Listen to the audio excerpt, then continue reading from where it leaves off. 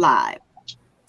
Hello, everybody. It is Annette the Peacemaker from YGRL, the Yang Gang Report. And today we have a special interview with our Yang Gang sisters, Jacqueline, Homan, and our Faye, the Lone Star Warrior. And our very special guest today is Scott Santens. Hi, everybody. All right. So Faye is going to be our moderator today. So I am the host of the show, and Faye is our moderator. So Faye, why don't you tell the people what we're going to be talking about today? Oh, okay. Well, I believe that we've managed to bring together two people who are very important spokespeople for the UBI. I would say Scott Santens is one of our most famous Yang Gangers that is always bringing together important information for us. And how long have you been speaking about UBI, Scott? Since 2013, so about 7 straight years now. And what led you to start doing this? Yeah, I came about it through the same way that a lot of people are getting at it now, which is through the technology angle. And that was back in 2013, like nobody was talking about technology and the effects it was going to have on the labor market. It was before the Oxford report came out. And so I was introduced to this, and I read a science fiction novella called Mana by Marshall Brain. And he did a really good job of depicting this kind of this fork in the road that we're going to, where technology can either enable a very much dystopian kind of future, and arguably, it's already dystopian, and we're just going to keep on going that direction because that's really where they're headed. Or we could make some decisions and jump this path over to the other fork and, start utilizing technology for the benefit of everybody. And so really that was what brought me into it. I found out about basic income through Marshall Brain.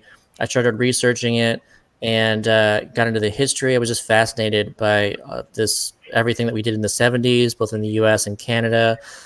Just all the experiments that have been done in the world, like in Namibia and India, and all the unconditional cash transfer evidence we have. And it just painted a very clear picture of this idea that is just an extremely important idea that, it's not about solving everything. It's just that this one thing, if we can adopt it and implement it, then it's not that we solve everything. It's that all these things that are pretty much unsolvable become more solvable. And it's like this lever that can move the world, where if we can just do that one thing, then just kind of opens up the door of possibilities. And so when I realized that this is like that important of an idea, then I just couldn't imagine not like spending all my time on it. So that's what I started doing. I think a lot of us in Yang Gang kind of feel that way. Like, we now can see a path to ending poverty. And if you can see a path to do that, how can you not put all of your energy into that? And right now, we also have brought in today Jacqueline Homan, who is one of our most important writers. And we're trying to introduce her to everybody. So Jacqueline, can you tell us a little bit about the life that you have lived and how you came to, discover UBI? Well, to sum it up in a soundbite, I was born into generational poverty. I grew up in a North Philly ghetto. I was orphaned at age 12 and left homeless and trafficked in that order in 1980, as was my older sister, who had to drop out of high school to become my guardian. I escaped at age 17 with a 7th grade education and lived to tell what happened to us. My sister was not so fortunate. I had to struggle to overcome the barriers of a major academic gap, eventually earning my bachelor's degree in math, a STEM degree,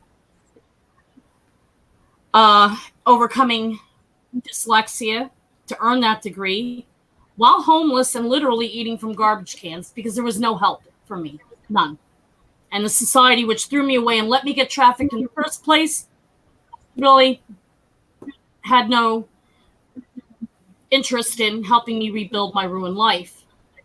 And after earning that degree, which happened as a result of becoming disabled on a blue-collar job that I got as a result of affirmative action, forcing the skilled trades union back in Philly to admit women, I got hired into the plasterers union.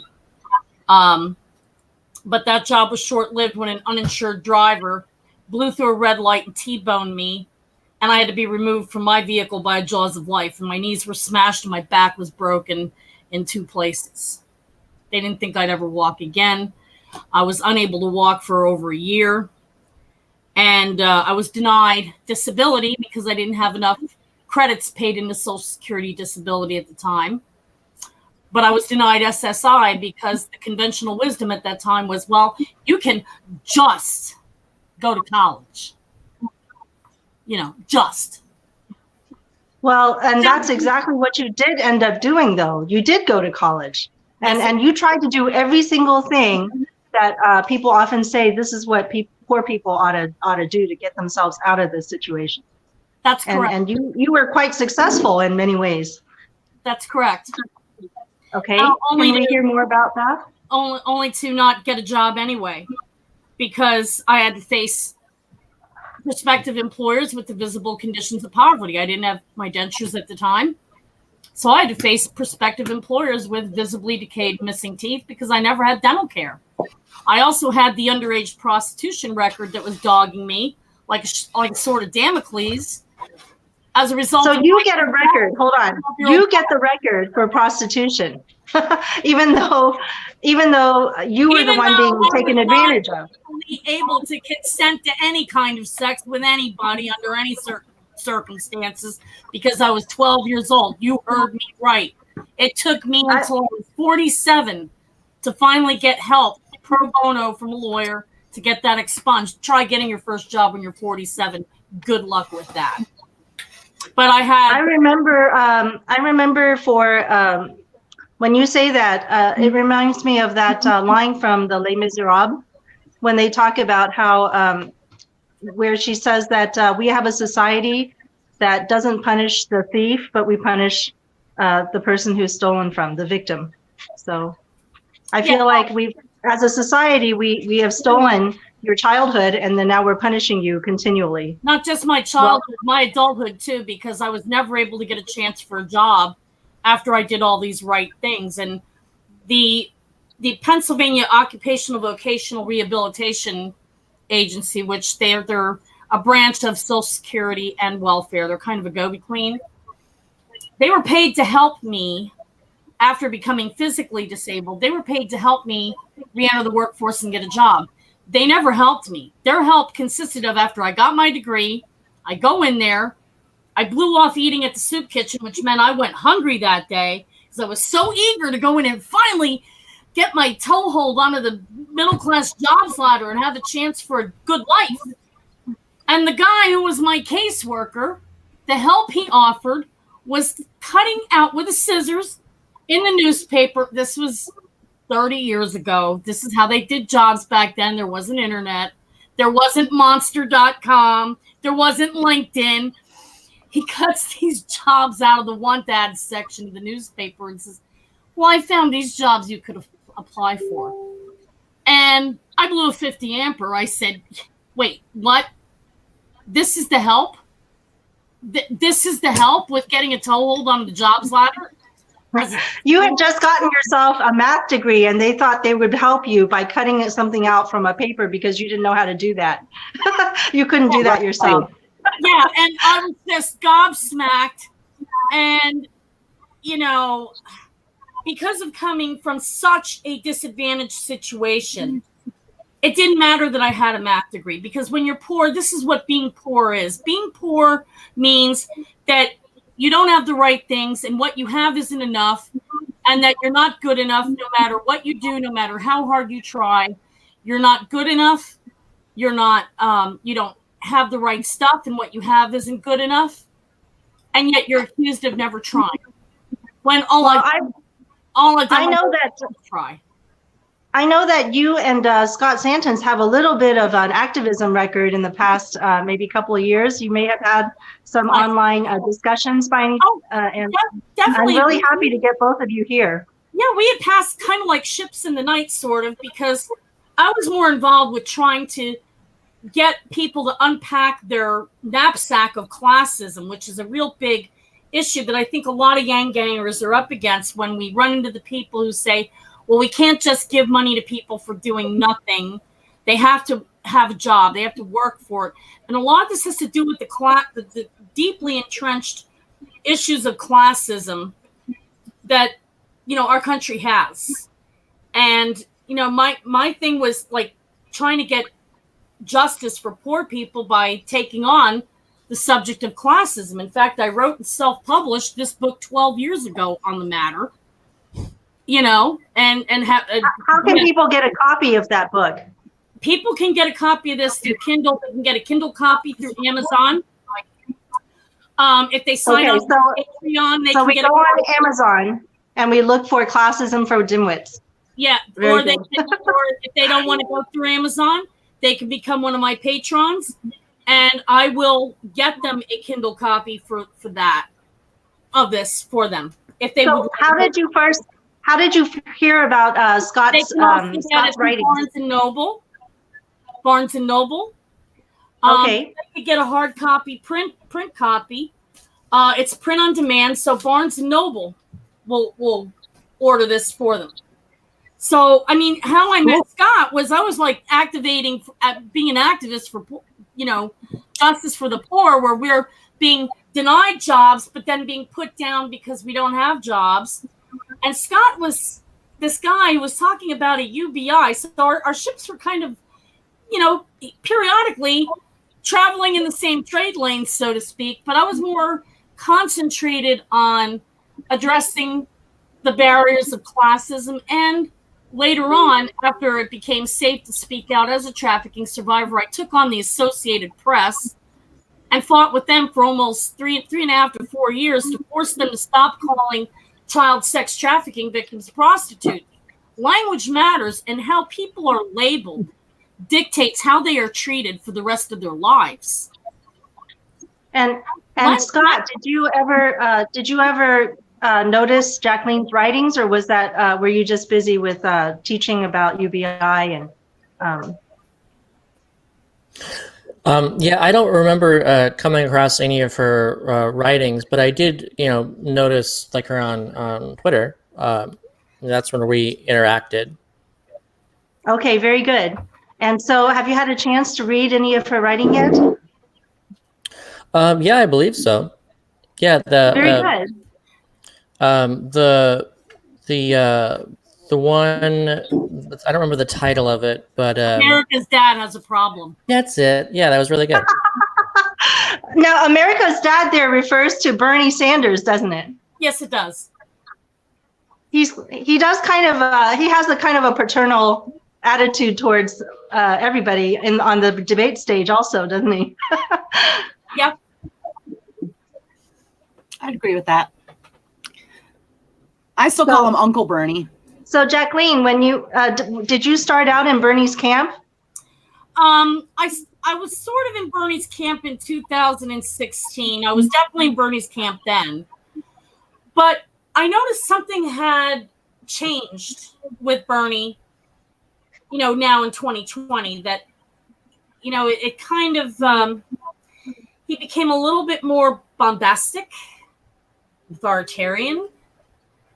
And I noticed that he had a very solid cadre of very militant people who call themselves the left or leftists. Now, the real progressives. The real progressives, guys like Irvine, who basically, by the way, I chewed him out when he said that my article on neoliberalism failed to discredit Scott Santens. I'm like, why would I want to do that if he's not wrong? We might have a disagreement on neoliberalism and rollerblade on the welfare state, but that's minor potatoes. We agree on everything else. Why the hell what I wanted. And he's like, well, he's a snake oil, say man, and you know, basically attacked the guy. And I said, look, this isn't cool. So I'm confused by Bernie's actions because, you know, he's always saying he marched with Martin Luther King. And as we know, Martin Luther King Jr. was working on, you know, a form of the UBI basically during the last year of his life. And then I think Bernie used to be for the UBI, and at some point he changed his mind. And we're not sure why. Like, I don't know if he ever really was for it, but I see. Oh no, there's video of him talking about it. There's video of him talking about it. Yeah, right. So if I could chime in here about that, because I've been tracking his mentions of basic income when people have asked him about it and his answers about it. And so I was actually, I believe I was the first person to get him on record when he did an AMA on Reddit years ago. And so people can find that I have an article titled Bernie Sanders on the Record on basic income. And yeah, over time, it did seem to be that he was like warming up to the idea. At least that was my impression at the time. And I got that impression because he, like each reaction seemed to be a little bit better. And then he started like bringing it up on his own without being asked about it. And so I was like, okay, so he's almost there. He's going to like really do like a full endorsement. And then earlier last year, he decided to, you know, it seemed like he flipped because he was saying that a federal jobs guarantee is now a better idea than a basic income. And so at that time, it seemed that he had been going towards it and then reversed away from it. But in retrospect now, looking at like the language that he used each time when he was asked about it, I really think that he was just being a politician in seeing that there was like this growing support for this idea, and he didn't want to lose the people who were talking about that. He wanted their support too. So he kind of like walked the line between, you know, being for it or against it by saying things like, you know, he likes like what it's trying to accomplish and that there's other things that we can do to accomplish that, and you know, these kinds of things.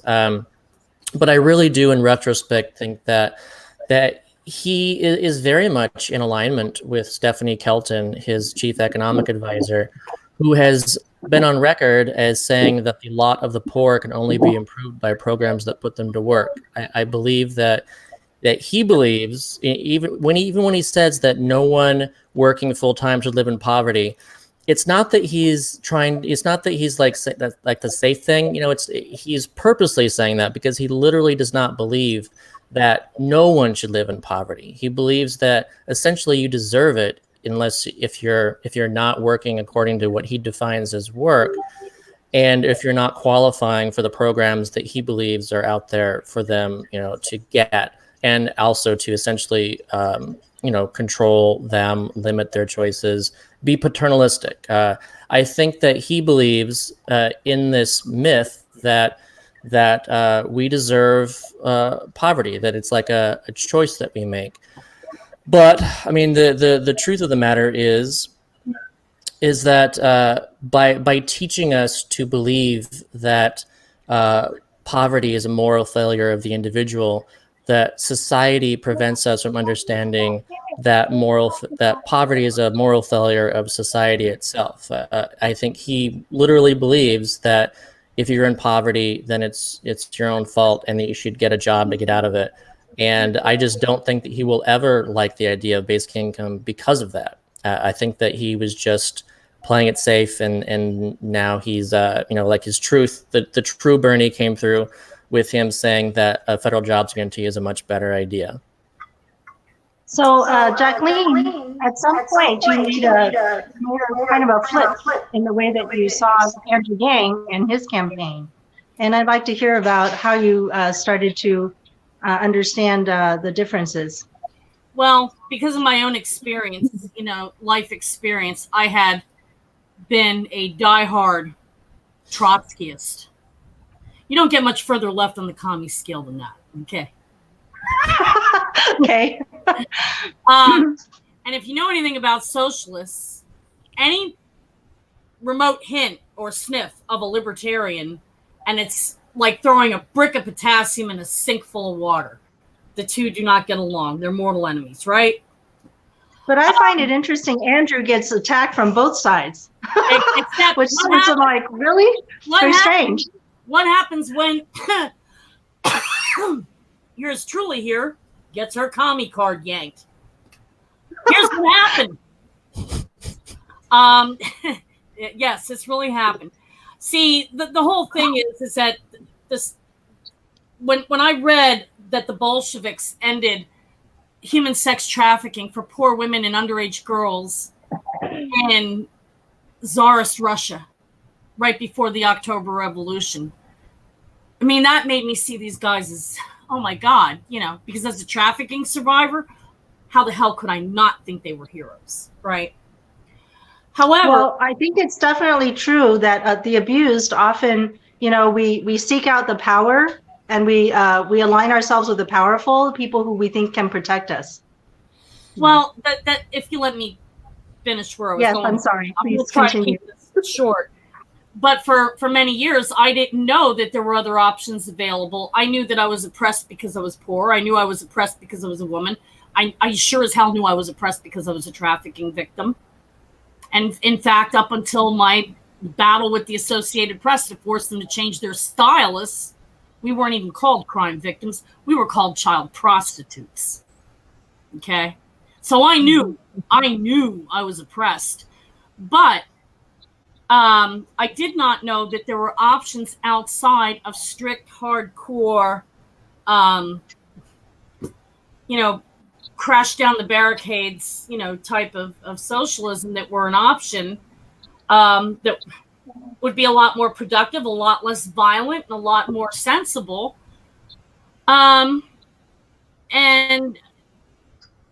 when you go through that many years of your life believing in certain things and believing a certain way, and I had always read all of Scott's work. I always thought he was a good person. I do think he's a good person. That's why I'm now defending him and going to bat in the diabetics community and setting the wrongs to right that Stephanie Kelton caused by smearing him and Andrew Yang. But what was Stephanie saying? What was the and what is her position? Stephanie Kelton is an economics professor at Stony Brook University. She is also from the Levy Institute, which was founded by retired billionaire hedge fund manager named Warren Mosler. Warren Mosler is basically the founding father of modern monetary theory. These guys are making stuff up as they go, okay? It's economics that these guys are making up as they go. And this Minsky Institute, which, she was an acolyte of Hyman Minsky, who was a rabid anti-welfare person who didn't believe in giving poor people money. Now, I didn't know all this about Stephanie Kelton first because she presents a very different public face. She presented a face of, and she came right out and said this. She said this on Twitter. She said this in interviews with people.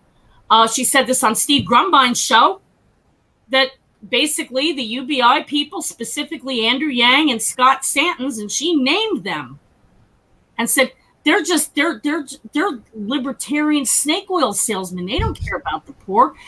They want to leave poor diabetic, and this is all I needed to hear. They want to leave poor diabetics having to choose between $1,000 a month and the Medicaid they need to afford their insulin. When you've seen your own mother suffer amputations before premature death from diabetes, and now you've got it too, you tell me that wouldn't do a number on your head. So this scared me away. I mean, my reaction to Scott, online about this was like, I was freaking out because I was reacting from a very real, visceral, logical fear. And the thing is because they're here to take away the important things that are keeping you alive. And they're just going to give you $1,000 instead of actually life-giving medicine. I'm someone who does a lot of research, and I am not a stupid person. I think shit through. And I've known Scott before this. I mean, I remember when he was writing about UBI, when it was not publicly popular to come out and write about these things. And I never knew Scott to be a malicious person. I don't believe, if somebody ever told me that he was, I'd have to say, look, you better bring reams of proof. You better have God's signature on it, okay? Because I'm not buying it. But Stephanie Kelton and Steve Grumbine and all these other guys, Fidel Kaboob, who's another Minsky acolyte and peer of Kelton's, and all these other people in that group were really turning the psychological screws on big time, and saying, no, these people don't want to help you. They want to get rid of what's left of the social safety net. And here's what's going to happen. They painted this picture that the UBI would be used to usher in an Elysium type of dystopia. No, it's the opposite. The UBI will usher in more like a Star Trek type of, or Jetsons type of better living for all, right? If anything's going to be the dystopia, it's going to be doing nothing. But I was so scared. Yeah, I get very disappointed when I hear other progressives, maligning, each other, as if some people proposing some solutions are there just to hurt others. Yeah. I don't really understand that trying to take someone down by attacking their intentions. I mean, that's one thing Andrew never does, is we all know that we're all well-intentioned, and we'd all like to have better healthcare and better everything for everyone. Yes, and he's nice and Annette? Now I forgot. Okay. I forgot what I was going to say. It doesn't Scott, matter. I forgot. Scott, did you know that these attacks were coming on the other side, or what was going on? Yeah.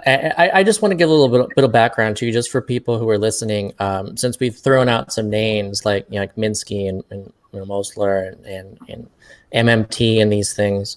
So it just as a little background, modern monetary theory is this idea that essentially there is no limit to the amount of funding that we have for government programs, because that is like the origin of money is government. And then when it comes around to like taxation isn't like a way of redistributing money. It's a way of like destroying money. And so you create what you need, and then you destroy what is necessary to avoid things like inflation and whatnot.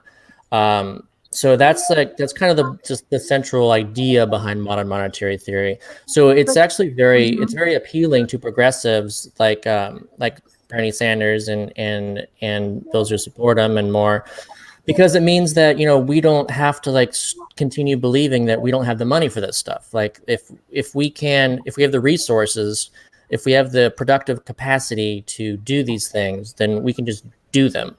And there shouldn't be a limit behind that. So what's interesting about all the way that they're kind of the pitching, even their response to basic income, is, again, Minsky was hugely anti-welfare. He's all about creating jobs, and those jobs mean that you get paid benefits and income through the job, and therefore you no longer qualify for these programs, so you don't need those programs. The point is if you give a job to everybody, then you get rid of the entire welfare state, because there is no longer any need for it whatsoever.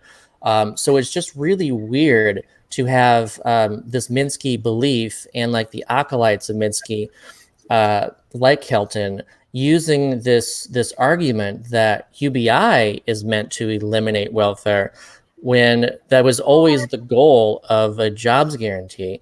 And it's really weird too how it doesn't make any sense to me why the MMT community is so anti-UBI. And it's not to say that all MMT people are anti-UBI. It's a strange amount of people within that community. And I think it's because the job guarantee fits well with the MMT.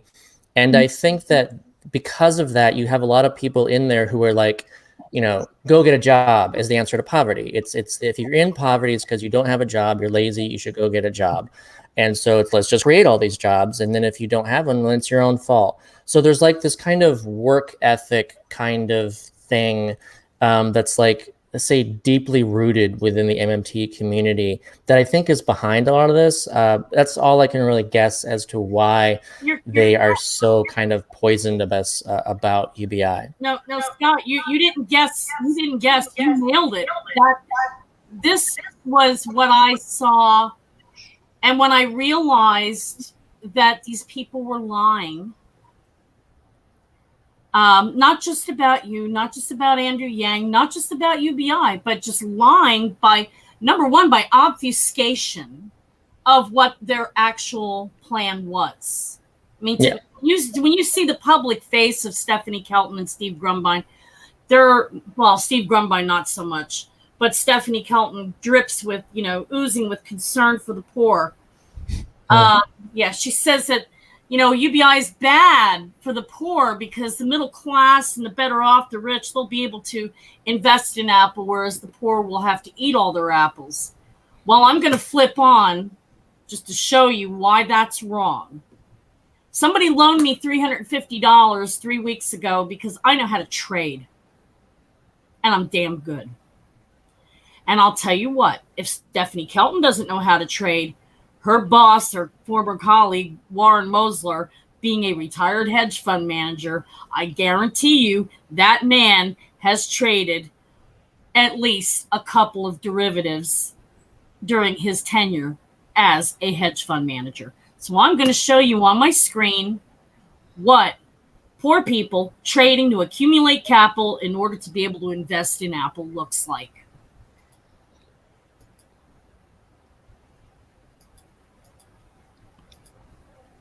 So when you say trading, you're talking about taking some of that money, for example, that comes from UBI and using it to create your own capital. That's right? Correct. To increase it. Mm-hmm. That's correct. You trade to accumulate. And you're saying that a poor person could do this with $1,000, with just $1,000. I got a $350 loan from somebody.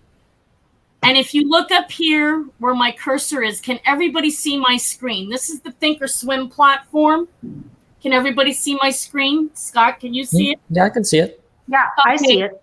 Right here where my cursor is, this is actually my live account. I'm being totally transparent here, guys. This number here, which says net liquidity, $867.20. That's what I turned $350 into in 3 weeks.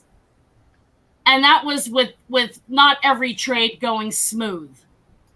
Okay? Now, the reason why that works like that is because options, which is what I trade calls on the SPY. And when the SPY drops, I trade calls on the VIX because the VIX trades opposite the SPY. The SPY is an ETF that tracks the S&P 500 index. Everybody trades that thing. It's highly liquid. And when I tell people that I mentor in learning how to trade, I tell them to learn the SPY. Learn how that market operates. Learn how candlesticking works. Learn what it means when you see a golden cross or a death cross with the moving average lines crossing one another. Learn these things because you're not gambling. You're actually making very calculated, technical, hedging moves. And what I think that this is this would be a surprising way for someone who doesn't understand poverty to, they would feel like, well, this is a surprising thing that a poor person might do with her money. Because most of them are going to think, oh, well, you're just going to, like she says, just eat that money and it'll disappear. So there's, but actually, surprisingly, there are many different things you could do. We shouldn't give money to the poor because they're going to waste it on derivatives trading. Can you see? That's going to be the next story. Can you see what I'm pointing to here? You see this 3-point move right here? These four, what we call these three green soldiers. Well, you add the fourth one. That kind of price action, that movement. It doesn't matter what the price of the underlying asset is. What matters is the movement. That movement there represents about $75 to $100, and that's within 1 hour of a trading session. So when you trade, and I'm not a joke. I mean, I've been. When Stephanie Kelton says the poor won't be able to invest in Apple, I've just shown you my live account. She's wrong. Now, I'm not going to be buying Apple stock. I'm going to be keeping from losing my home with its falling down roof, so my 77-year-old husband and I don't end up homeless over a sheriff's sale to back due property taxes come the end of March. I'm trading my way out of poverty. Did you have something to say, Annette? I really do. I wanted to say that Jacqueline, I know, she and I were talking the other day about making live stream videos much like this, where she can teach people, women, people, whoever needs to learn, teach us how to do this. You know, teach poor people how to lift themselves up. And if the bootstraps are trading stocks or whatever that's called, if that's what it is, then that's what it is. You know, if those are your boots, then let's learn how to use them. Yeah, I just want to. Anything except Forex. I will not touch Forex. Don't ask me to. I just want to add in too that so it's absolutely true that there will be a lot of people who can do things like, you know, trading and investing and these kinds of things as well. But also Kelton's response is just based on an ignorance of the way that UBI works anyways. And I think that's important to express as well. And so first of all, it's that UBI is a net transfer. So she's just focused. She either doesn't understand it, or again, she's lying about it in order to misinform people. But so yeah, everyone gets $1,000, but everyone's paying for it too. So those at the bottom are the net recipients of the largest amount of money, and then those at the top are actually net spenders, and they are not net receivers. You know, Bill Gates is going to be spending much more in new taxes than he is receiving this amount. So his disposable income goes down, and the disposable incomes of the middle goes up, and then the disposable incomes of the bottom goes up even more than the middle. So the outcome is extremely progressive as that is. And she does not like to, you know, talk about that for whatever reason. And then the other part too is that we know from all the experiments and programs that exist that people use unconditional cash transfers to pay down debt and to increase their savings. That's what has been, we've seen decades of that in Alaska.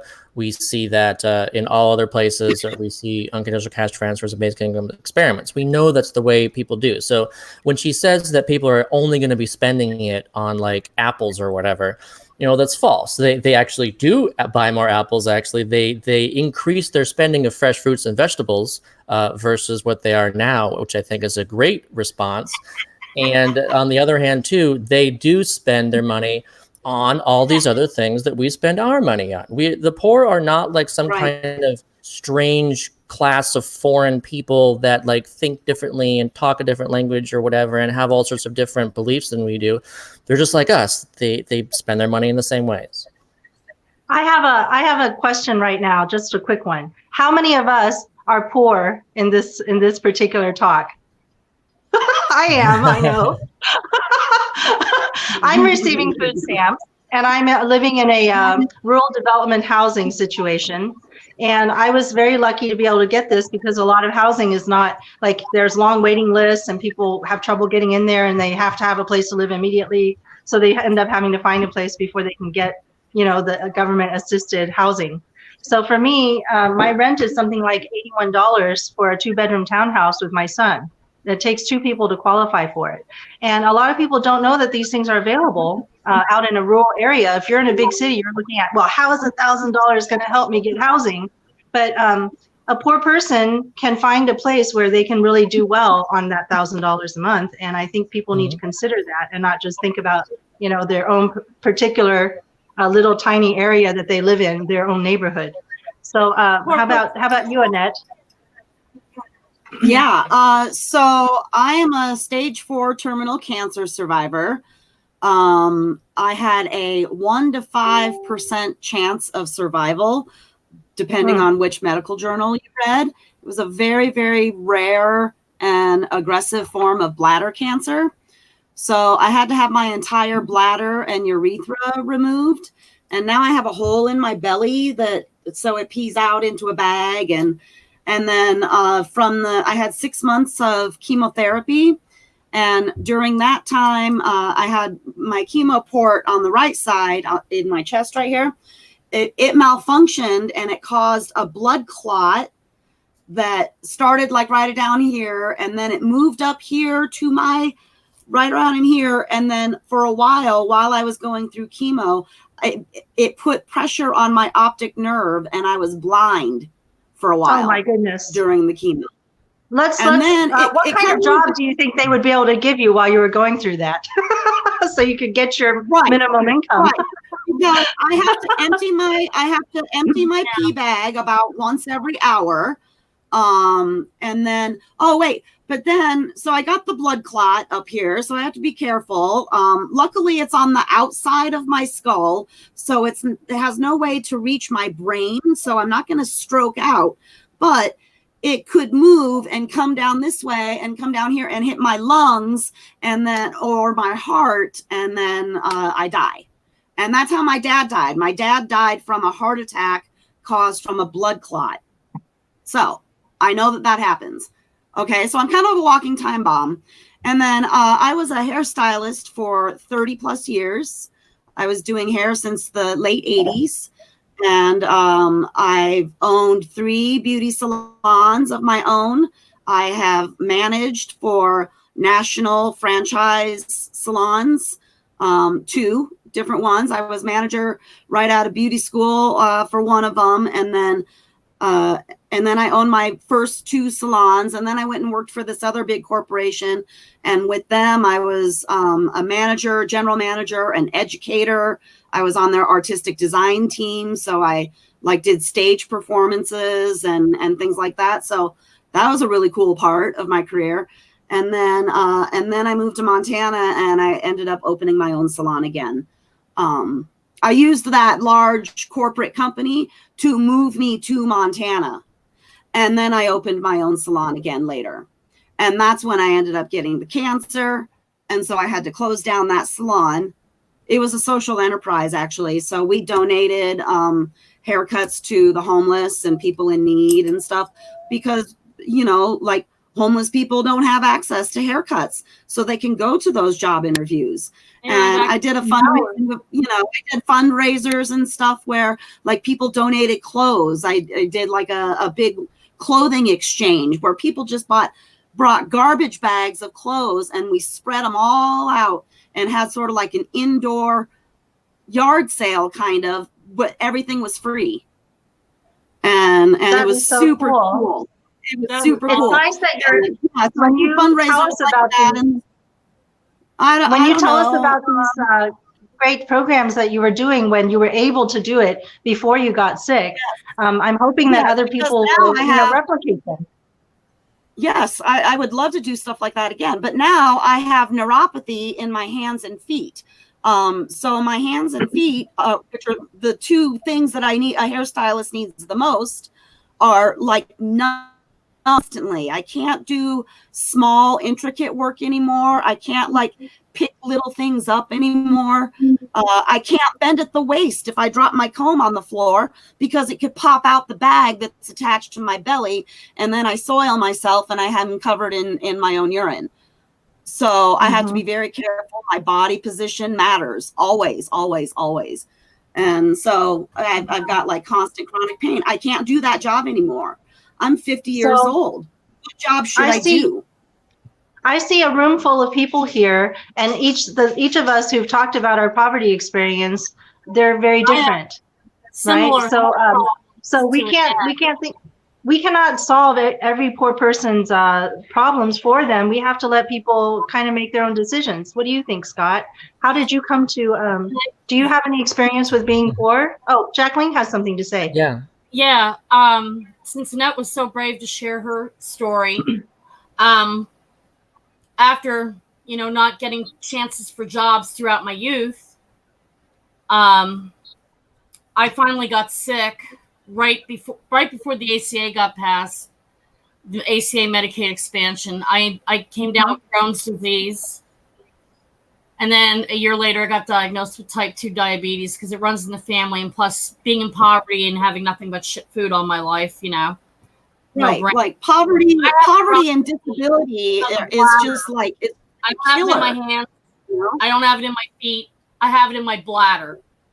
Depends are not a freaking luxury item for me. And in my state, Medicaid is not covering that. I have to pay for these things. If I go to the bathroom, let me tell you how neuropathy of the bladder because of diabetes. No.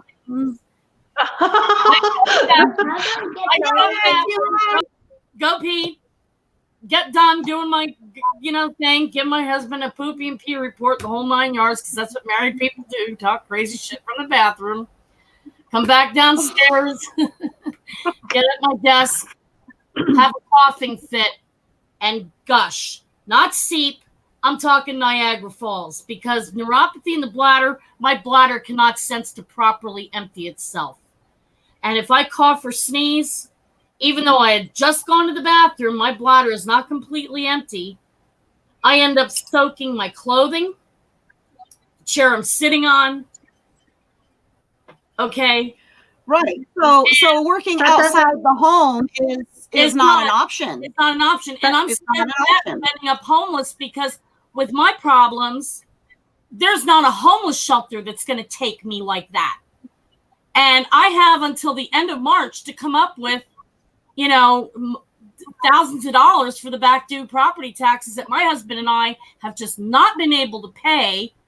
That's why they're delinquent for 3 years, because I've had zero income. I'm getting no support in my Patreon. Nobody supports poor older women.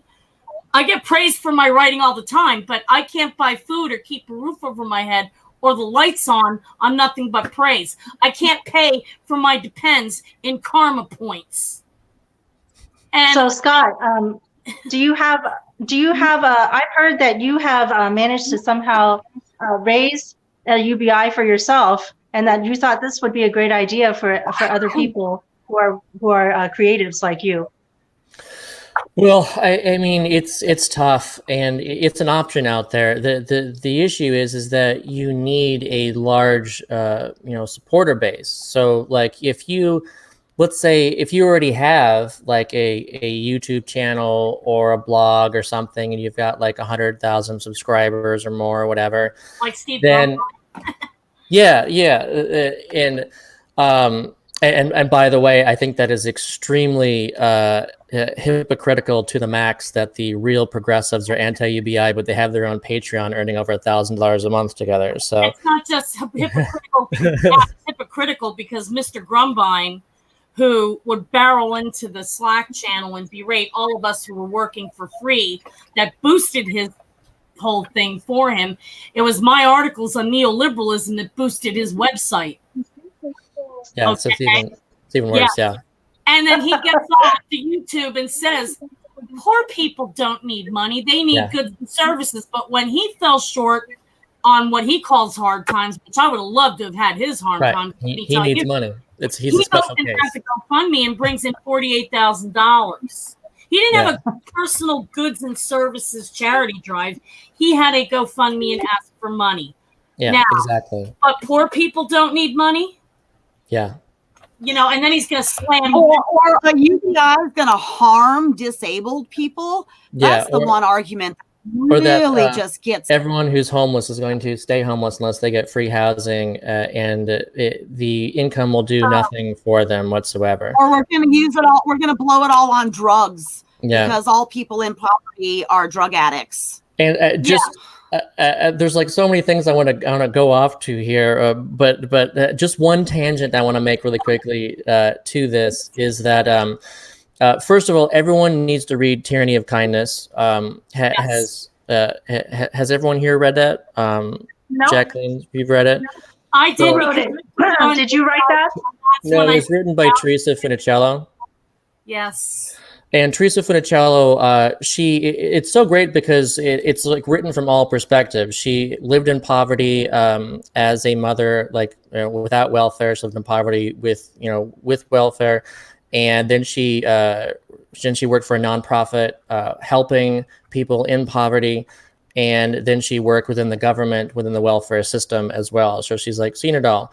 But just one example, there's so many like really powerful stories in this book that people can learn and understand just how, let's say, hole-filled or even completely absent the safety net is that a woman who she had free housing. So she was inside of a unit, but also, there was a slumlord involved, and she had no electricity or heat or water or these things because, that's what slumlords can do.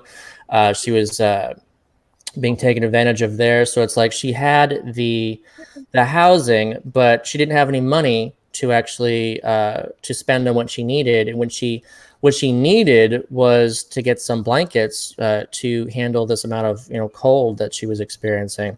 But she went to sleep one night with her three kids. They're all bundled up together in bed, and she woke up to her child had died, and from exposure.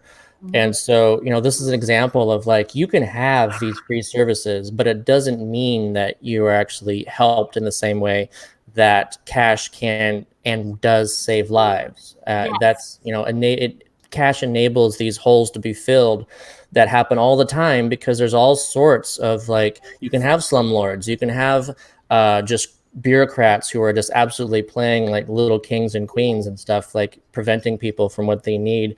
There's just so many ways for the system to go wrong and fail people, and it does all the time. And when it does, it's fatal.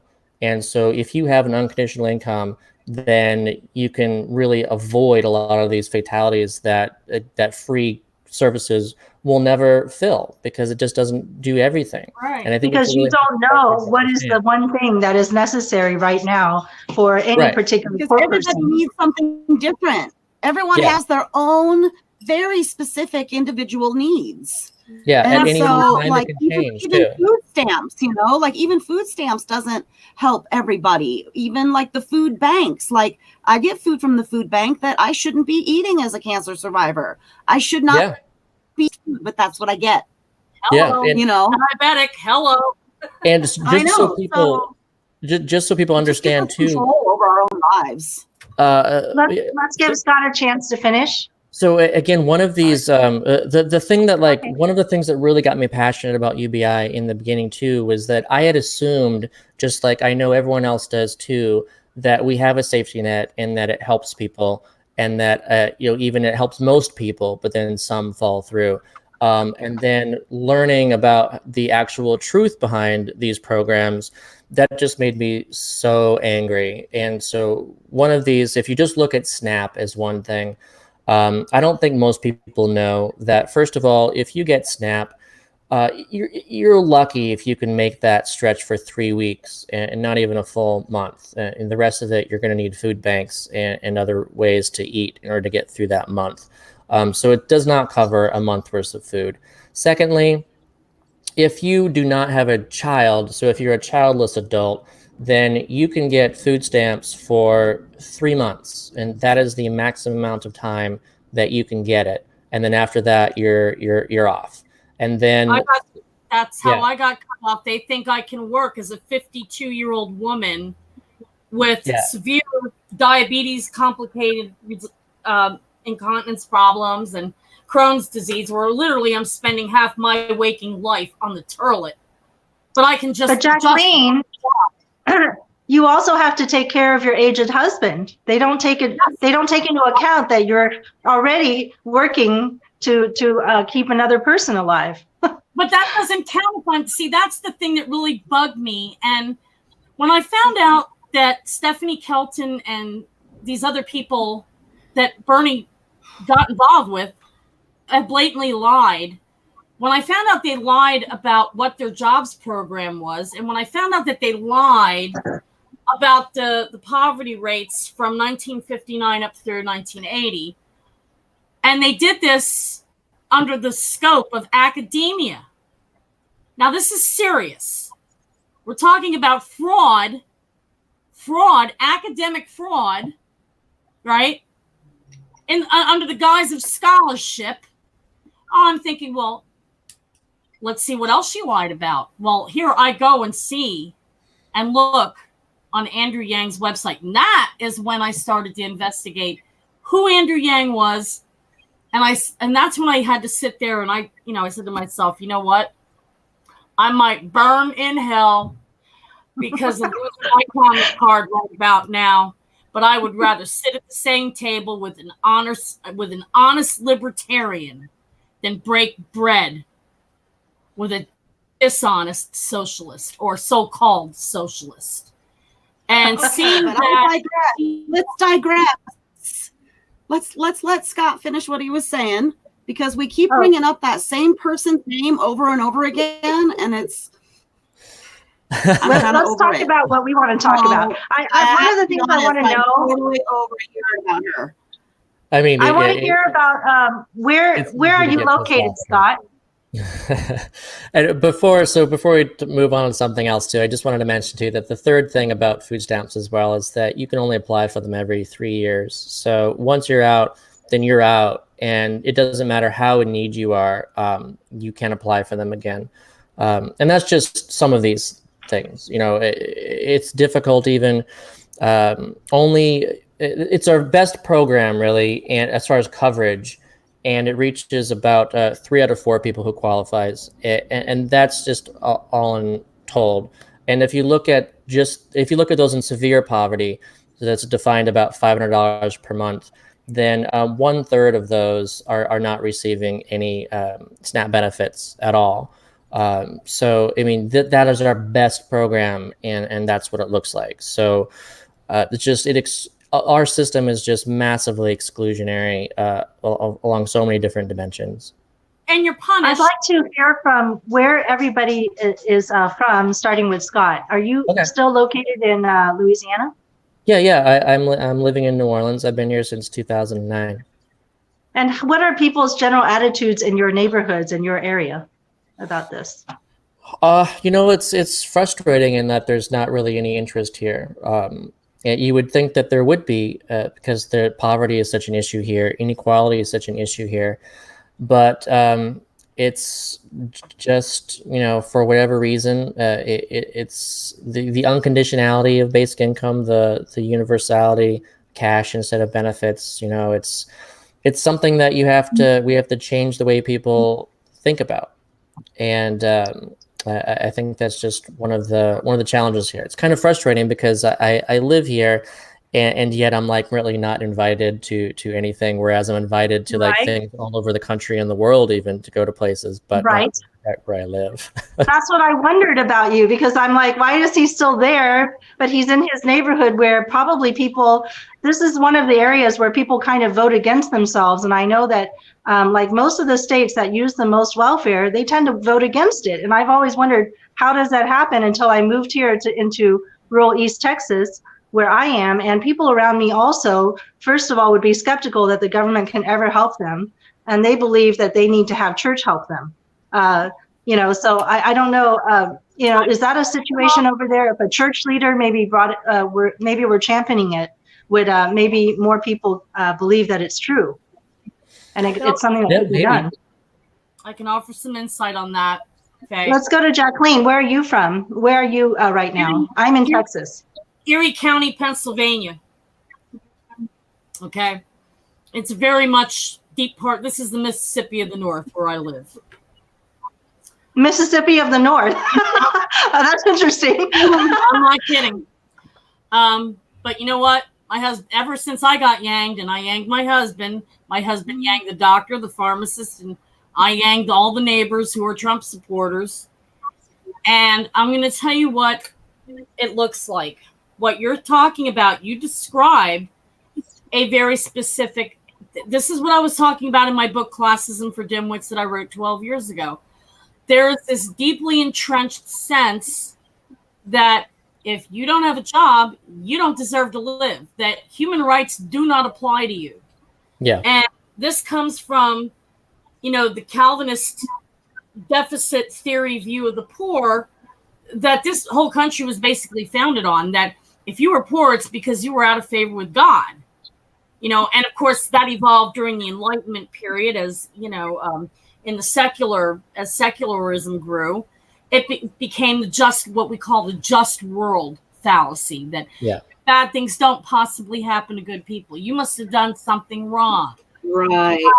We have people that, and just in last week, there was an article in the New York Times that focused on Huntington, West Virginia, which is a very, very poor area. It's about 2 hours drive south of me. Okay. And you had poor people. I mean, the level of disconnect here is huge. You had poor people that were going for a charity meal at a mission, a soup kitchen at a mission. And they were complaining and saying that those other poor people who are getting food stamps, they're lazy. They should be cut off their benefits. Now, you're talking about, this isn't rich people doing this to poor people. This is poor people doing this to other poor people. Right. This is the level of disconnect that we who are supporting UBI, like this is what Scott is up against. This is what I'm up against. This is what everybody in Yang Gang is up against. This is what Andrew Yang is ultimately up against, is there are the people in this country. And this was what the article ended with, this guy saying, well, yeah, I would be all for them creating jobs for those people, meaning those other poor people. And this was a poor guy himself being interviewed. I'm all for creating jobs for those people and the government giving them a car to get to these jobs and providing them with child care or elder care, like it would be in my case, since I'm my husband's caregiver, who's older and more disabled than me. I'm for all that, but wait a minute. How much would that cost? And why would they want someone else to take care of your husband and then send you to go take care of somebody else? I mean, can we just have you take care of your husband, right? And have that other person take care of their family? Like, I don't understand why we have to swap people so that we can get an economic, incentive to do it. It's weird. So everybody's working. So everybody's working for it, working for their right to survive and live. Right. But you're working at home. If you're taking it, it's going to be the same job. She goes to work for another person's husband, and somebody else comes to work for her husband, and it's like a trade. But now we're all happy. Yeah. That's a single mom, Teresa Funicello described this as the white male model of poverty. I'll just want to read a segment from the book that I think fits here. She says she compares it. She says the plantation ideology was inescapable, whether it was professional organizers, legal service lawyers, church representatives, or for that matter, the hordes of social workers and theorists speaking in behalf of poor women or studying us. The result was a lot like white slave masters pitching the value of slavery to black slaves. Poor women kept saying, we need more money and a better way to make rational choices about the care of our children. We did not say we needed more work. Everyone else said that. Right. That's perfect. And that's why you're who you are, Scott. That's why we need you in the conversation, because you've got every quote at the ready, I think. It's in your mind already. You've been talking about it so much. Annette, are you still in Montana? No, we moved to a small town in Arizona, almost to the Mexican border. And how we managed to get here was, so my husband and I were living in a 20-foot 1976 Class C RV up in the desert. We traveled down here. My daughter had a baby. We ended up having a lot of mechanical issues, tire issues with our RV. And long story short, we lived up by Elephant Head Mountain for like 9 months.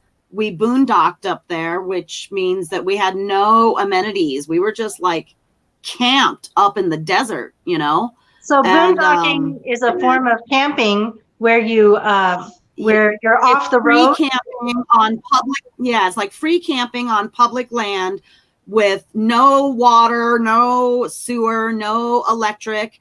We had some solar panels. We had a well So one of the ranchers said that it was okay for us to go get water from the well that they watered their cattle with. And so we did that so we could flush the toilet. And then we dug a big, deep hole so we could empty our toilet into the ground, like deep down into the ground. And so that's how we lived for like 9 months. During that 9 months, so my cancer, I'll try to make it really short. Long story short, it's hard to make this story short. We won a medical malpractice lawsuit, and we won enough money that we bought everything that we have right now with cash. So we don't have that debt. All we have is like old debt from before. But you know, now we're cash poor because we spent it all, but we bought RVs for us to live in. So we've got nice RVs.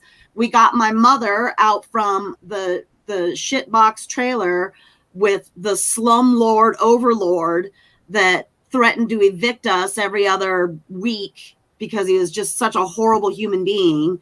And we never had heat in that place either. The heat never worked. We lived there for like 8-9 years. It never worked.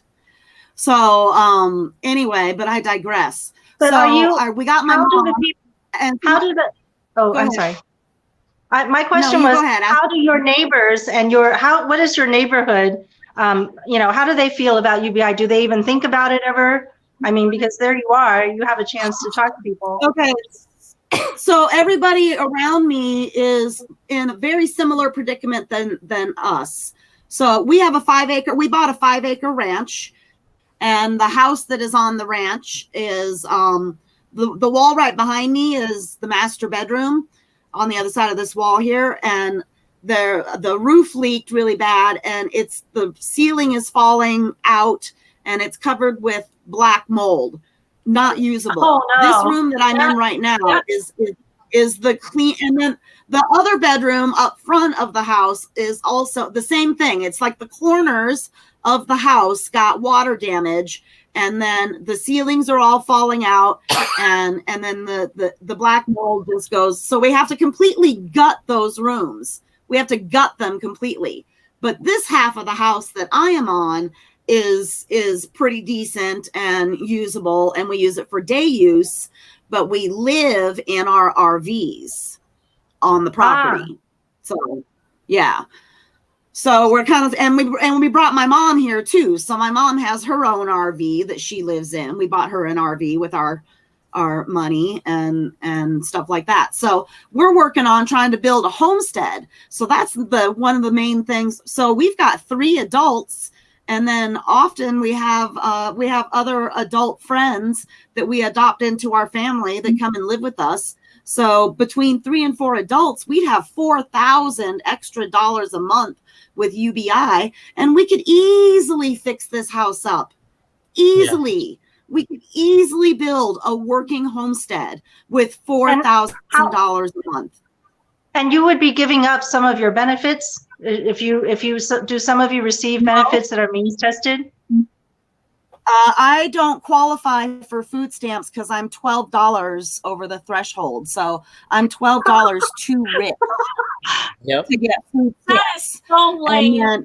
That works. It is. I know. And then I've known people that have been rejected for less. But if you were $12 under, you would get like what, $1 in food stamps this month?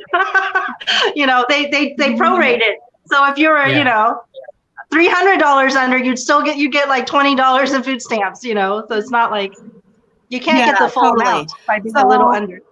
But I have SSDI. I have SSDI and Medicare. With Humana supplemental, so it would just stack on top of all of those things. And then even my SSDI. mom. Now wait a minute, I'm not sure. Is that true, Scott? Yeah, SSDI. SSDI. Yeah. Mm-hmm. What about SSI? And then my mom. SSI does not. SSI SSI is supplemental security income. It's a different thing. A lot of those with disabilities can be on SSI if they are one of those few who actually was able to qualify and get it. But also it has a clawback of 50% as well. And the max is $770 if you're earning $0. So you're still better off with the Freedom Dividend compared to SSI. And you can't have $2,000 or more Right. in total assets. Yeah, the asset limit. That's what I was going to say. Yeah. Right. Yeah. Where so SSI is means tested and SSDI is not. Correct. Bill Gates. Oh, could I get might have been getting it SSDI. wrong. I hope I haven't been telling people the Yeah, wrong yeah. thing. Yeah. But it's very complicated, isn't it? Well, so no, It really is. And then- SSDI, you can still Go ahead, you can still lose it because it has a welfare cliff attached to it. It's just instead of a 50% clawback rate, if you earn more than I believe it's around $2,000 per month, then you'll remove they'll cut the entire SSDI benefit because obviously then you're no longer in need if you're earning enough to earn over that. So so people can still keep it, the SSDI, on top of the Freedom Dividend. But if they do earn too much money in addition, then you'll lose the SSDI because that's the nature of these benefits. I was getting food stamps. I have zero income. My husband gets $1,037 a month, Social Security retirement. My income is zero. I was told that I could get SSI because of, my health problems and, being disabled. If I got a divorce, and first I would have to get a divorce, move out of the marital home, and live God knows where, no money, no money, nowhere to go, no living family that can take me in. Remember, losing my family is kind of how I got trafficked back in 1980 when I was a cute little 12-year-old girl. Yeah, all these things are based on household income. And so I would have to get a divorce. Yeah. I would have to move out, live out on the street in a part of the country where we get Arctic winter weather conditions, like it goes below zero up here, right? And then on top of that, I would have to have no income during the whole time. So no way to get food, no way to survive while waiting for determination from SSI because of blanket denial policies that were instituted under Reagan. I would have to get a lawyer to do the appeals. And then when I finally would get my SSI award, that lawyer would get a third. That lawyer didn't suffer the disability and being kept, shut out of the economy. I did. Why does he or she get a third of what's supposed to be for me as a poor disabled woman?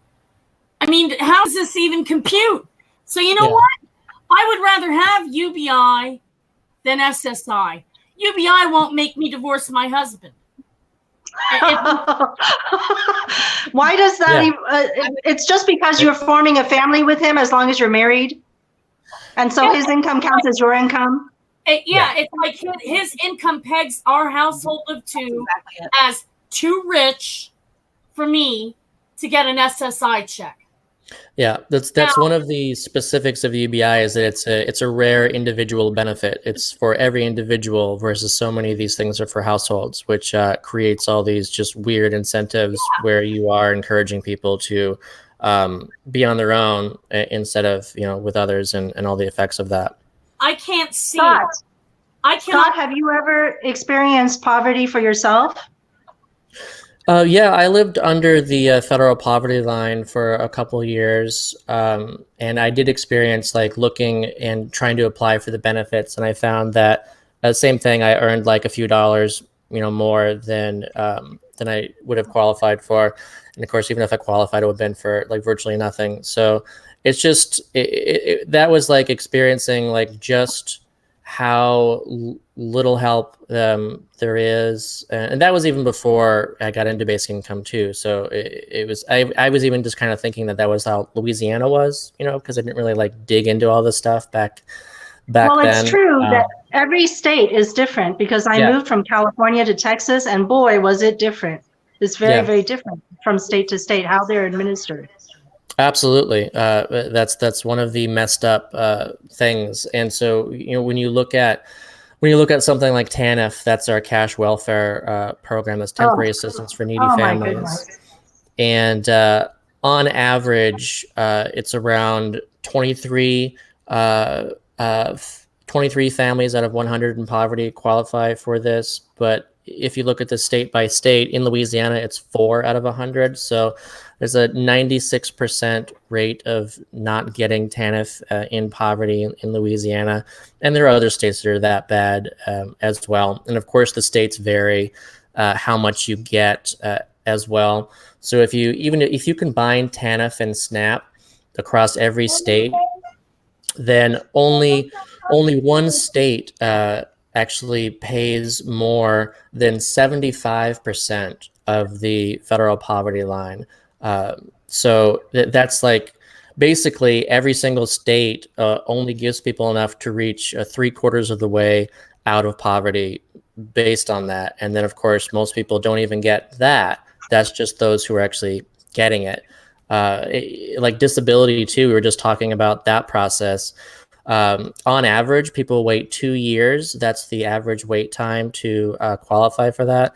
And if you look at those with disabilities, then for every 5 people with a disability, only 1 actually receives some kind of disability assistance for that. So again, 4 out of 5 people with a disability are told that they need to go compete against people in the market against the fully abled, which is why those with disabilities have suffer much higher rates of poverty. And I have several stories about those different types of situations. But back to the TANF, in Texas, I've been researching since I've lived here. Mm-hmm. They literally only give out like 10 to 20% of the money that's actually given to them to poor people. They use the rest of that for funding the Department of Protective Social Services or something like that, where they basically use that money to take away children from the parents, which just leads me back to the, Jacqueline had mentioned in one of her other videos that one of the stories that we're always told is, if you're poor, don't have kids. If you don't have kids, then you'll be able to do it. You'll be able to do everything you need to do. And you know what? That's like so evil to say that poor people should not have children, because you don't know where your next Einstein's coming from. You don't know it's not going to be one of the poor children that are born into this world. I mean, you just, it's like eugenics. It's literally like saying, okay, poor people are not as good people and they should not have children. And it's heartbreaking to me. It's a form of democide, and democide, we can't say genocide because genocide is actually based on either race or some other kind of visible marker. But in this case, I would say it's democide, which is a wiping out of an entire group of people by socioeconomic class. And I think it's worse than jailing the parents because they're poor. It's taking away the children. I mean, what more can you do to a person, to punish somebody than to take their children? It's horrible. All the quote right things. I quote didn't have kids I couldn't afford, and I just got my education, and yes, being dyslexic was no excuse, and blah blah blah. And you know what? If I had a nickel for every person who said, well, why can't she just get a job? Why isn't Jacqueline trying to get a job? If I had a nickel for every person who accused me of not trying or not trying hard enough, I would be richer than Jeff Bezos. Well, this is I feel like if you have a math degree, which is a very difficult, this is a top certain percent of thinkers are going to be able to get a math degree. If you can get a math degree in our society, it's not using you appropriately. That's our fault. That's like, what's happening here? Equation. Operations Research 1 and 2, abstract algebra, analysis of the real variable. Oh, and I was a good girl though. I didn't want to hurt people's brains too much. I only put one little equation in my book illustrating the fallacy of choice and poverty. And that was using Bayes' theorem, specifically conditional probability, and then expounding that across an entire data set. Scott, where do you put your writings nowadays? I heard that you didn't like Medium anymore and you're moving to something else. I've been posting on Vocal now because it's essentially like Medium, except instead you can still earn money based on like the views that it gets, but also there's no paywall. So that's what I refuse to post on a place that has a paywall, and this is something that does not have that and actually pays revenue still. So I like that, and I like the fact that they welcome people to post links to their Patreon. It really pissed me off that Medium has a policy where they will not to uplift your work if you have a link to your Patreon in there. They essentially want to force you to use their paywall so that they can earn money off of your writing, and they don't want you to earn your own money off of your writing. So that's what drove me away. I was just like, no, I can't support a platform that does that. It's ridiculous. Could you share the link to that? Because, I'm going to move off of Medium too. I didn't know that they were that hostile to Patreons. They didn't used to be. They grew into that. So because I helped build up the platform on Medium, I had like a working relationship with them too. I visited their offices. And you got a lot of stuff. I mean, I read all your articles, and by the way, I loved every one of them. Thank you. And I think your most famous article is the one that says that UBI is the most progressive. What is the name of your article again? It's the most famous one that I know of. Everybody has heard it. Yeah, that's my Andrew Yang article. Is that the freedom dividend is the most progressive policy? The first one of his was hundreds of times. UBI is, when you get a flat tire, it's not a disaster. You're able to fix your flat and keep going. That UBI is a social floor, and that's why I felt it was so incumbent. Once I did find out that these certain bad actors were they didn't just personally smear Andrew Yang or personally smear you. They were mounting a moral panic. And I felt that, no, just apologizing to you personally and becoming Yang Gang myself wasn't good enough. I have to go try to put out these fires, especially in the diabetic community. And I have to do that by exposing the truth, because, there's so much harm that is still being done when the UBI, specifically, not just the UBI, but so many other plans that Andrew Yang has. This guy is sharp. I mean, the first thing that impressed me when I read his policy page is like, holy shit, this guy has a whole pitch deck. Mm-hmm. Now, everybody else says they have a plan or they have a proposal, but you look at for the details, and it's they come up short, very short. And you look at Andrew Yang's stuff, and my God, I was blown away. And the thing is, how do you think, Jacqueline, how do his policies help diabetics? Because if the smear is that that he's going to prevent you from getting your medicine because everything, there's no healthcare plan whatsoever somehow. And that really disturbed me greatly, was to find out that is how badly he was being lied about, and that Scott was being lied about by specifically Stephanie Kelton, Steve Grumbine, and Sam Sater. And yes, I am going to drop names. Okay, so have you had a chance to review the healthcare policies and see? Truth doesn't care about fields, right? Have you had a chance to take a look at the healthcare? I absolutely did. And what impressed me was, first of all, the UBI does stack with Medicaid. Yes, it does. And it stacks with housing, and it stacks with your disability. It stacks with Medicare too. So guess what? Helps my veterans benefits. And it stacks with your Social Security now. That was a change he made.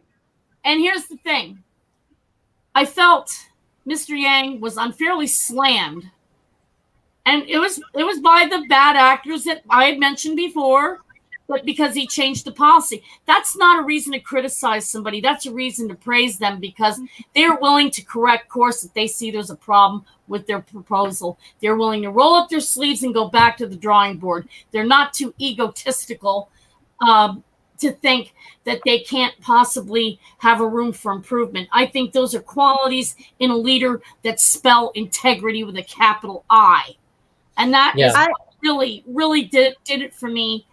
And when I saw the plan for the healthcare, it's like, holy shit. Well, this is what Ms. Kelton lied about.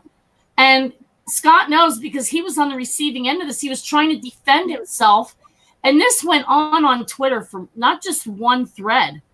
This was months on end. I suspect this was before I got on Twitter, because I didn't get to watch all that. Thank goodness. But Scott. And it's like, I read Yang's platform, and it's like, okay. Ariel we have a question from Ariel. He says, why don't you talk to those 3 people and tell them all that to their face? I did. I think she's saying it did happen on Twitter. Now, Scott, I want to ask you about something. Do you know about the UBI caucus for the Democrats? And what's happening with that? Is that something that's going to happen, that we can put that on the agenda? Yeah, I mean, it's something that's growing. There's new people, joining the caucus, as time goes on. I actually don't know what the number's up to right now without looking, but I think it's like around like 20, at least 20, maybe 30 people that have signed up to be part of the UBI caucus. So yeah, I mean, this is something that that can over you tell time. us what it is? I heard that. Okay, go ahead. It's just a group of people who, they're running for Congress, and they're all agreeing that basic income should, be something that should be, a bill in Congress, that they all support that. They would support the freedom dividend if it was in Congress. It's something. Do we have any incumbents? You said they're all running for office. I don't think that there are any incumbents that are part of the UBI caucus. I could be wrong. That there could have been some that joined within the last few weeks or something. I don't know. But I think that'll happen at some point. And it would be really great to finally get to, I hope Katie Porter is one of those people that finally gets on board with basic income. I know that she's on Team Bernie, but it just actually I heard that she had actually said that she supported Elizabeth Warren. Oh, really? Maybe I'm confused then. Maybe it's if that's Warren, then certainly she should be even more open to it than if she was pro Bernie. So that's good. Yeah. But I love that. I love that you can get a lot of burn if they look. There's several who changed and came over to Camp Yang, and they came over because they saw the truth for themselves, and they realized that the ramifications of what it means to really have a social floor. Yeah. And I think, like what you were saying too, how you really liked how one of the things Andrew Yang will do is improve his ideas, improve his platform confronted with new information and feedback. That I don't understand why all the Bernie supporters aren't really putting pressure on Bernie to add basic income to his platform. They will say that they like the idea, and that Andrew Yang is not proposing UBI. They'll call it a non-UBI, and then it's regressive and all these things. They'll say that they like it. They'll defend UBI, and they'll attack the freedom dividend. But at the same time, they are not saying, Bernie, this is such a brilliant idea. You've got to add this. I mean, seriously, this is a platform that actually prevents poverty, that everyone will be lifted up. All these holes will be filled. Bernie, you got to do this. They're not doing that. Trafficking. It prevents homelessness. When you talk to the people in the trafficking survivor community, do you know what that difference would have meant for them if they would have had that available to them? Yeah. I mean, I believe that it can avoid a lot of violence in our society, since you would have a choice to be independent without having to depend on the income of somebody else. And so many people are in that situation. That's why I was thinking of trying to put Fred on there. Do you have that little podcast? If you're able to find it and put on, I just want like the first 1 minute or half a minute. Okay, so anyway, go back to what you're saying. Annette's looking for something for us. Okay. No, I mean, it's a great plan. And when you think about it, I look at things like Market Watch, which is hardly a leftist rag, okay? That's all the traders read, Market Watch. And every day, a new company is automating away jobs, and they're talking about this in terms of boosting the bottom line for the company. And that means that their shares are going to go up because they're doing the right thing, right? You see the shares in these companies going up when it was announced that McDonald's, okay, which is now going on to me. Walmart, same deal. You now have stores in several states. Walmart stores that have no humans. It's all robots. You go in, you pay for your food at the checkout. You know, you everything is automated in like a couple of stores in a couple different states now, and they're doing this across the country. The shares of Walmart, you could watch when the news stream hits. You could actually get on Thinkorswim and watch the candles go up, the green candles. That means the share price of the underlying asset, the stock, is going up. Now, when you see this, and there's trucking companies that are starting to automate. Now, Knight Swift is one of the biggest ones, is probably the biggest one in the United States. When Knight Swift goes to automated trucks, watch the shares of Swift go up. Buy some calls on that puppy if you can't buy the stock. Buy a call. Most people are not paying attention to the stock market, even though it's touted as this great economic indicator. And Andrew Yang often talks about that. It is telling us this, and it's also, a lot of jobs that you had to previously have a college degree for or have professional license for. When I tried to make a go of it selling auto insurance before the insurance companies started their nonsense with back charging the agents and screwing us out of our pay, okay, that job doesn't exist anymore because that's being automated. The quoting system, the underwriting, the underwriting guidelines, that's all being handled by automation now. I mean, yeah, you have a couple of live agents that can talk to you about changing your coverage, but they handle. They're just doing data entry. It's just data entry jobs now. It's not even that. It's the process has been so de-skilled now. Yeah. That you don't even, why they even make people pay for a property and casualty license to even do it is beyond me. Because you have the algorithms doing it for you. You have algorithms doing everything. When I have to get my, this is my oral insulin that I have to take. I don't get to interact with a human being. When I have to reschedule a delivery of this, I'm interacting with artificial intelligence, CVS. I'm interacting with their automated, the medication that qualifies for home delivery.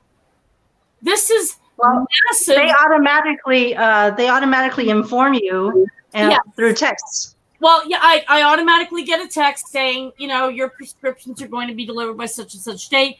And if there's a holdup, because here where I live, 10 miles of I-90 gets shut down every winter because of impassable roads from the ice and snow. Okay.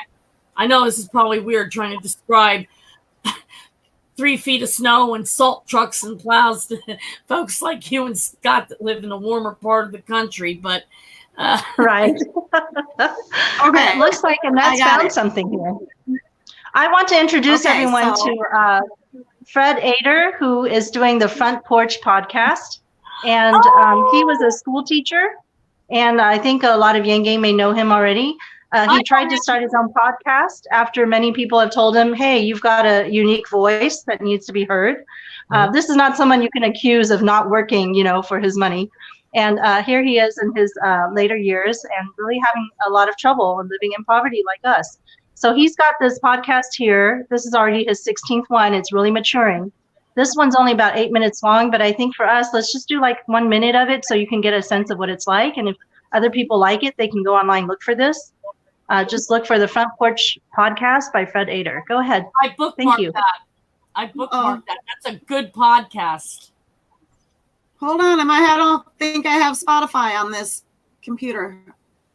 Oh, okay. I do, can but it's usually on do my it in my browser. I think there's a way to get it just to come up in your browser. So Oh yeah. anyway, while that's happening, let me do this real quick. While you do let's that, go back to Scott.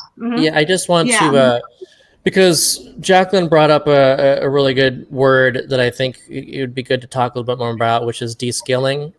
And because that's really what the labor market, how the labor market has been being transformed for the past few decades.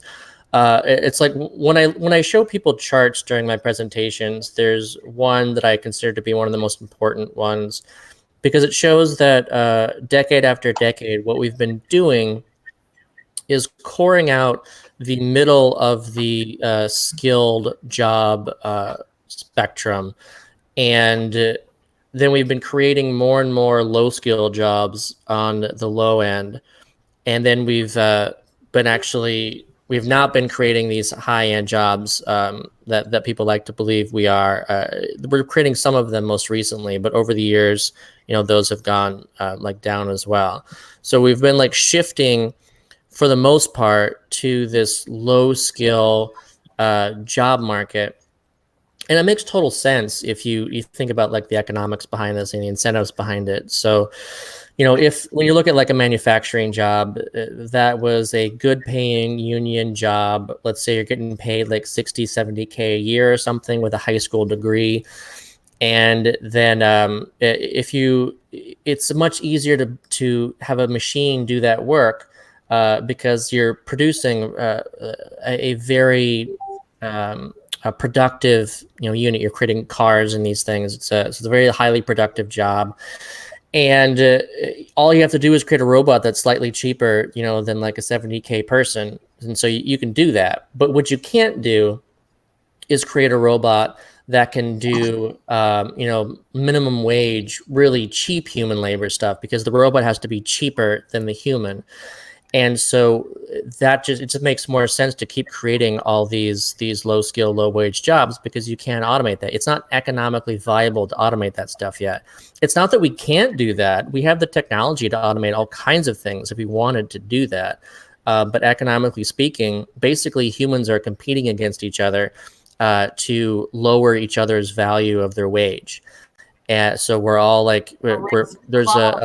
there's a pressure down on the wage that we're earning. And that's one of the reasons why we've seen stagnant wages since the 70s. Well, productivity has doubled over that time, because we're basically just, every time we lose a job, then we're competing against each other for the jobs that are left. And we're just creating more of these crap jobs. And that's the way we're going. It doesn't make any sense that we are becoming more and more productive. And instead of everyone gaining from that productivity, then it's just like the rat race has accelerated, and we're just all trying to get by more and more and more. Yeah, my favorite story about that is when you look at the really old movies and you see the black and white movie, and the bus is coming to pick up the old lady. The entire bus stops in front of her house, and then the driver comes down and goes inside the house, rings the doorbell, helps her with her bags, puts it on the bus. Service. I mean, I can't imagine having enough time to do that for someone now. Yeah, that is full service bus transport. Right. And now, and everybody just thought it was polite to wait for her, Now it's like the lady's flagging down the bus and the bus is taking off. Wait, don't forget her. Is this now ready to go? Can we hear a little bit of Fred? Okay, push the button. Let's do it.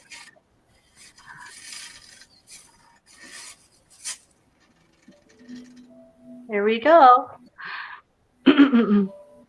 Mommy, I put some armor on me. My son is playing Minecraft next to us. Go ahead. Why don't you come up and maybe sit a spell?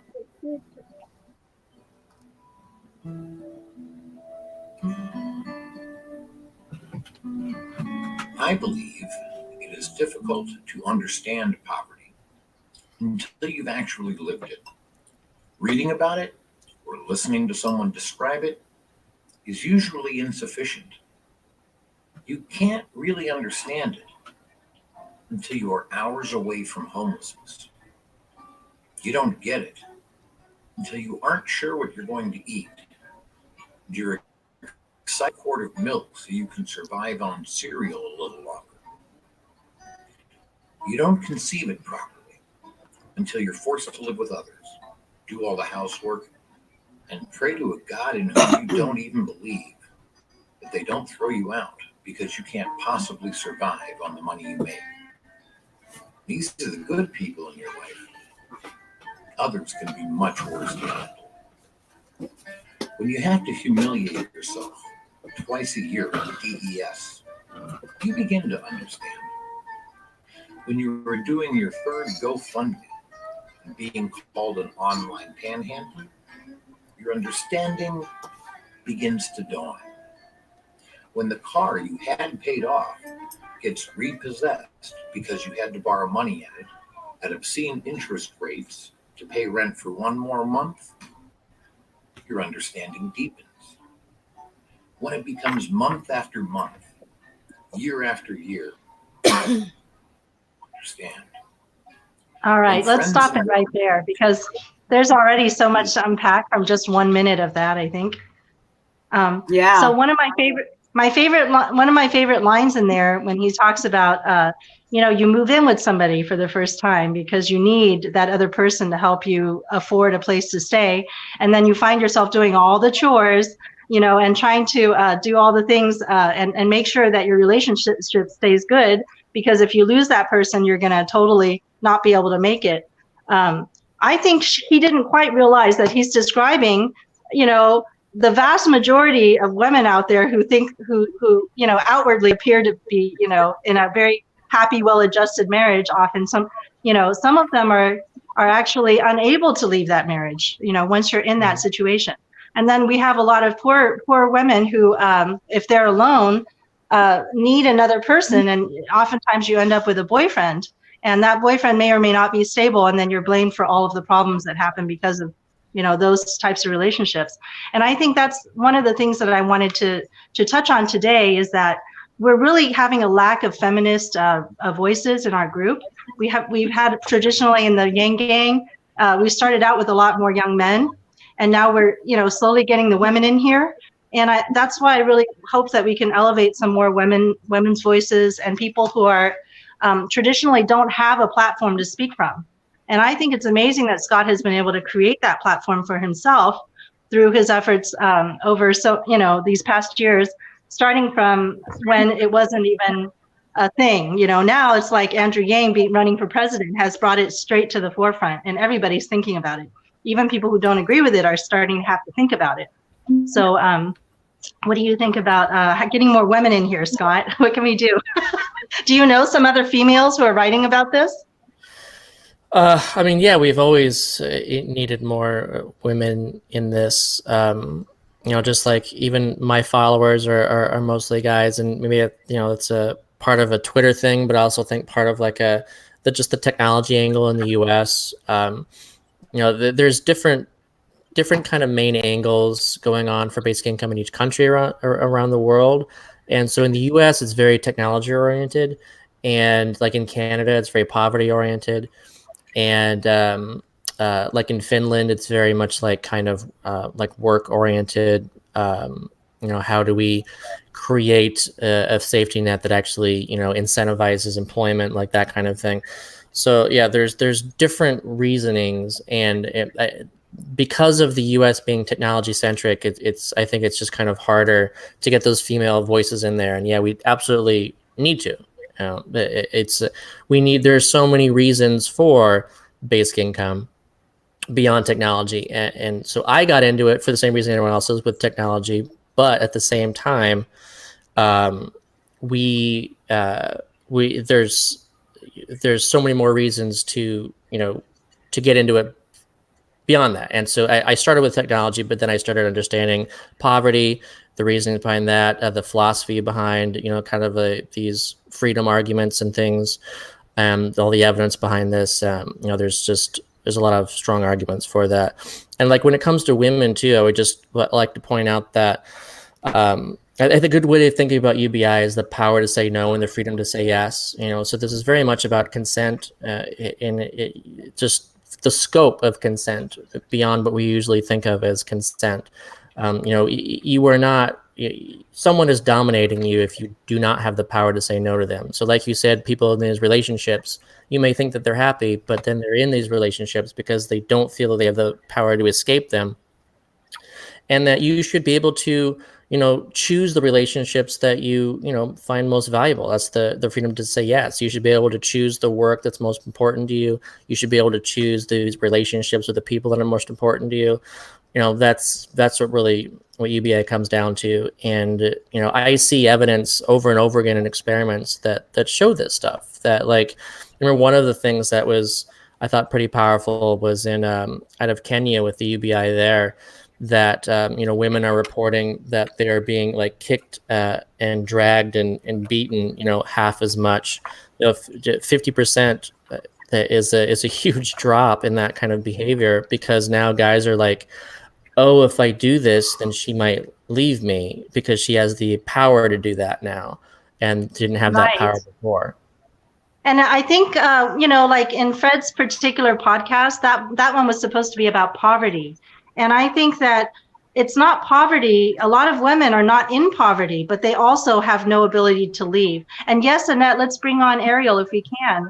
I wasn't able to, I have no idea how to do this on my phone, but I'm on my phone right now. I can do it. No, it's really hard on your phone. It's really hard to do on your phone. Yeah. You gotta like jump around to different tabs. Yeah. And stuff. So what I want to say is that like women have these, women have these special issues that don't require us to be in poverty to not be able to make the choices that we would love to make, because we have children, we have parents, and we're often the ones that are taking care of them. So it's a much bigger risk to leave a relationship because we're often the ones that end up having to not only continue taking care of the children and continue taking care of our elders without that extra income. It's just really impossible to do. Yeah. There's something I want to add to that too. Okay. From a woman's perspective, they say that poverty has a female face, and there's a reason they say that. If you look at this doesn't have anything to do with identity politics. This is everything to do with the data. No matter how you slice it and dice it, women are still not taken seriously. We're having a very intelligent conversation here, and we've all offered a lot of valuable stuff. Everybody's voice here is valuable, and yet, three of us will not be economically supported for our voices, not be valued, not be taken as seriously as if we were a dude. And this spans. And that's why I'm really glad that Scott was able to come today. Yeah, and lend a little extra. All three of us are somewhat known in our communities now, but Scott brings the star power, and it's partly maybe because of his, being able to be seen with the correct, being taken serious, as it were. Yeah, it's it's just one of those things where to no fault of your own, obviously, It's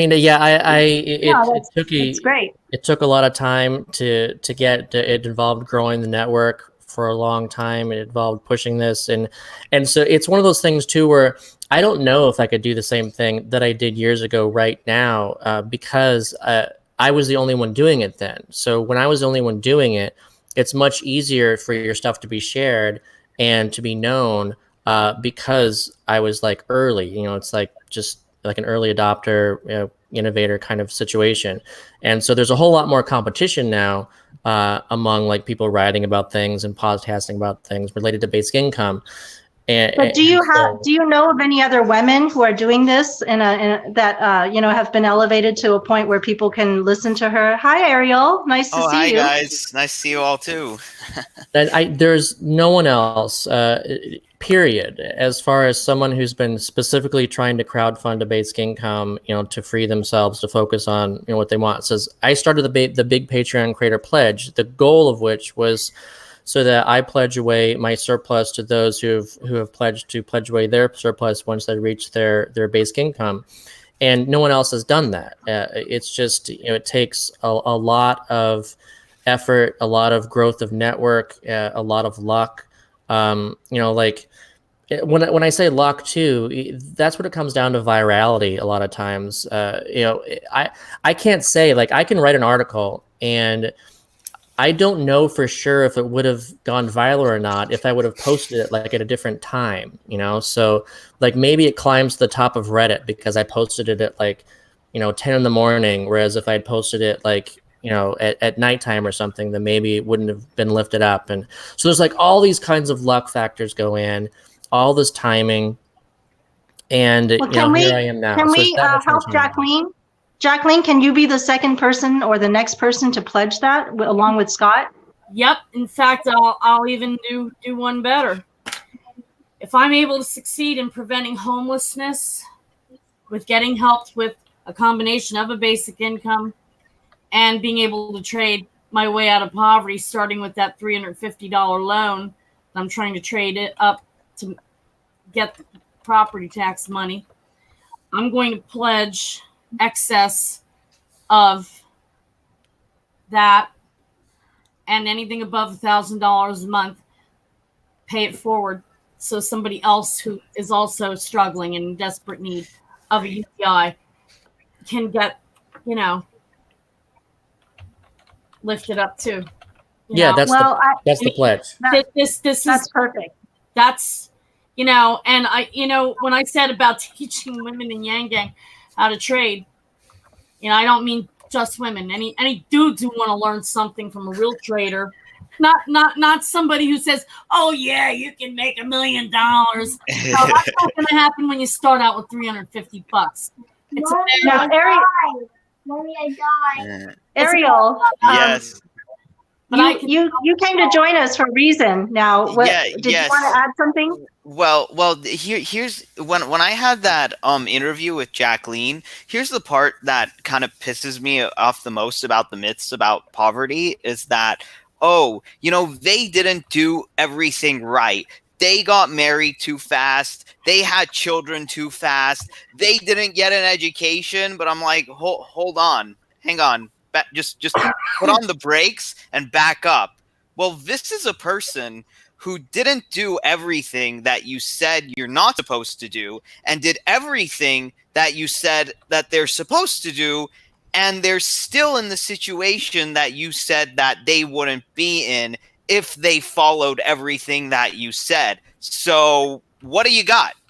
Like that you know, that's the way I felt. So I'm just asking Scott, like, since you have star power, have you ever confronted all these die-hard poor people are lazy or they just didn't get the education with the facts that, like, they're not being lazy and they got the education?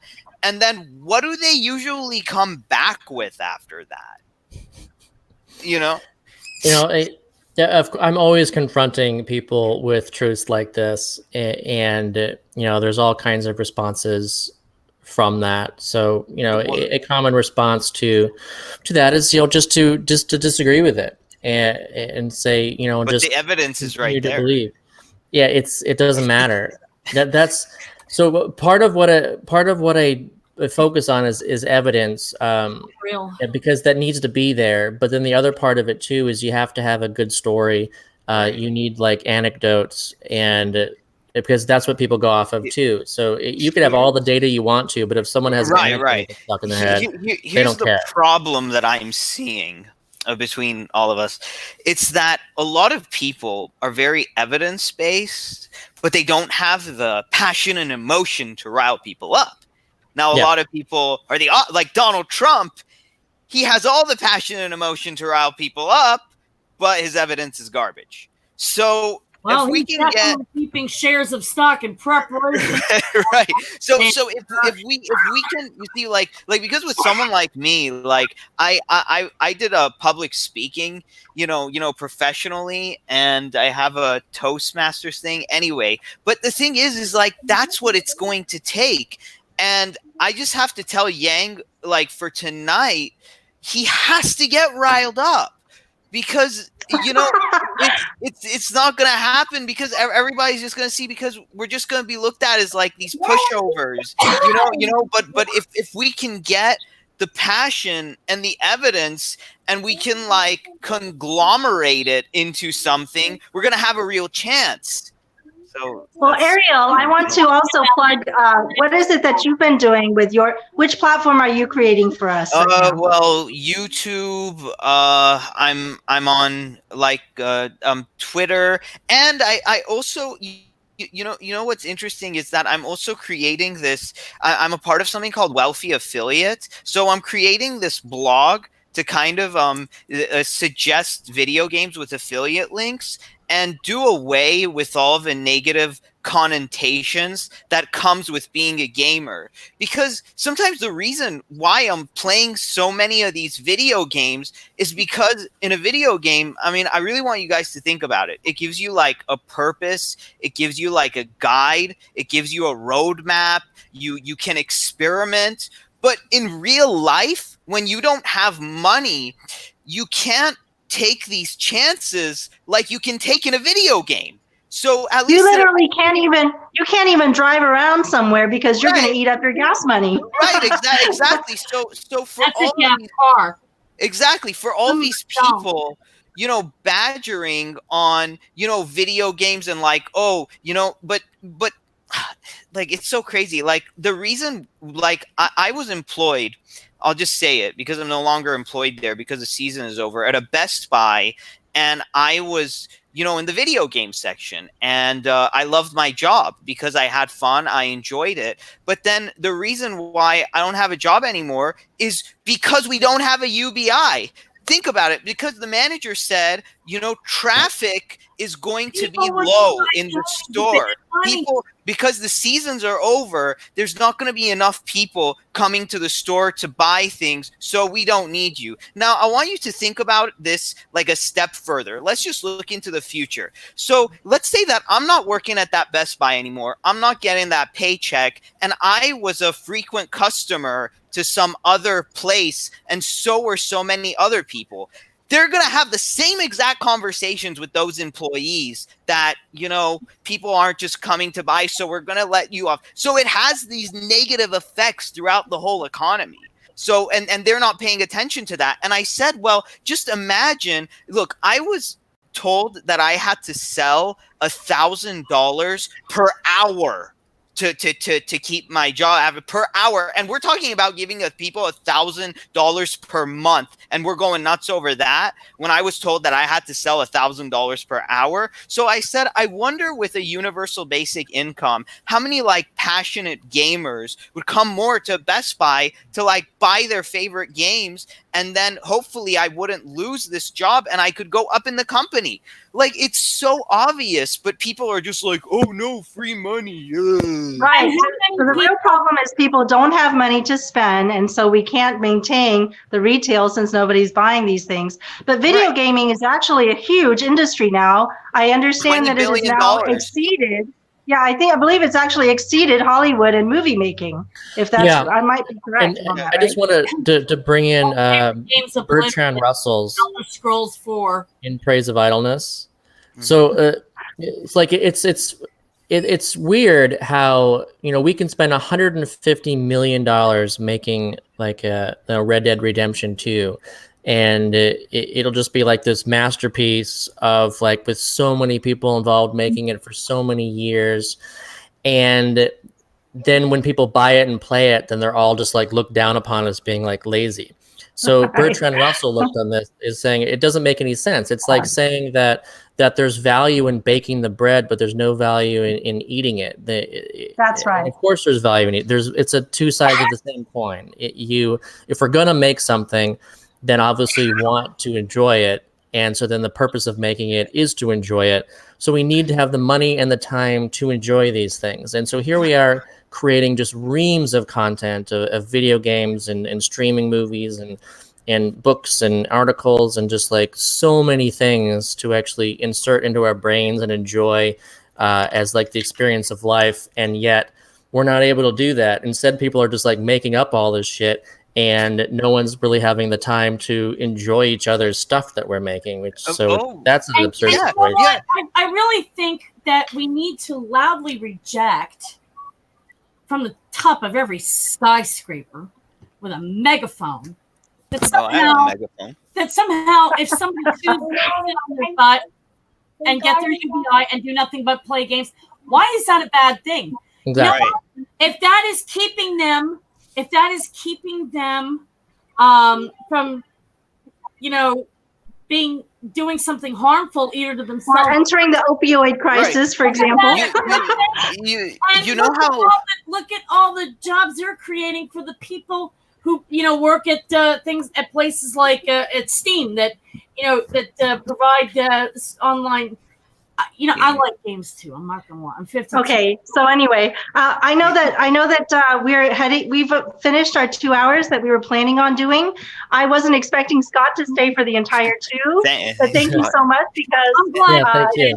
you've been bring really important information throughout the entire show. We have Ariel to join us. We weren't expecting you. That was a wonderful surprise. And Jacqueline is the person we're trying to elevate today, because she's hitting all the markers we don't have in our group. She's hitting the progressive. She's hitting the feminist. She's hitting the person speaking from poverty, who's able to organize her thoughts in a way that can be understood by very educated middle-class people. And I want us to try to fund her. So if you get a chance, look up Jacqueline's information and get on her Patreon. And let me just 99 reasons why. And let me just say, just let a message out there to all these hiring managers or assistant managers before we go. No amount of NLP techniques are going to help in convincing someone to buy something that they don't have the money for, than just a straight UBI is just going to help with that, like this. Because I remember, like, as an employee, they're like, did you try talking to them in this way or that way, or tell them about this or tell them about that, or really make them want it? Come on. If you just gave them a UBI, like, I wouldn't have to go through that, and they just be like, okay, I want it, and just answer their questions. Because without a UBI, when you're working at a retail store, it used to be you're working at a retail store and you were not their salesman. You were the person to like answer all their questions, and they made a decision. But because of Amazon and all this other e-commerce, when you're working at their retail store, you don't get paid commissions, but you're also their salesman, and that's something a UBI would change. I mean, what do you think, Scott? Well, yeah, no, absolutely. One of the points that I like to make is that markets can't tell the difference between zero and null. So what that means is that when a store closes down, there's absolutely no way of knowing if it was making a bad product that people didn't like, or if the people around it couldn't afford to buy it. And so in order to make markets work effectively, you have to make sure that everyone has a certain amount of money in order to spend into markets, in order to send those signals, so that we know that if there's enough money, we know for sure if something is failing because it sucks or we don't like it or whatever, and we prevent that from these businesses from closing just from lack of people having money. So it just makes markets work better. And certainly also there's no reason to have these jobs that are effectively manufacturing artificial demand for stuff that that doesn't really exist either. Right. You know? So let's get rid of those bullshit jobs too. And the downward pressure gets a lot lighter as well, because there's a downward pressure on the general manager to the assistant manager to all the employees that's like, sell, get them in, like talk to them and like try to hook them and that pressure is so prevalent now because we don't have something like a UBI.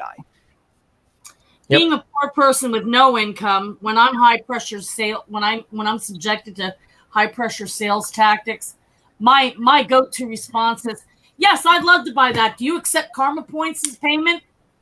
Right, exactly. That's a good one. How many people, Jacqueline, were trying to high pressure sell you into something, even though they just saw you as another person? You know what? I wish I had a nickel for every time I was exposed to that, but they just didn't get it after the first time. It's like, dude, I have no money.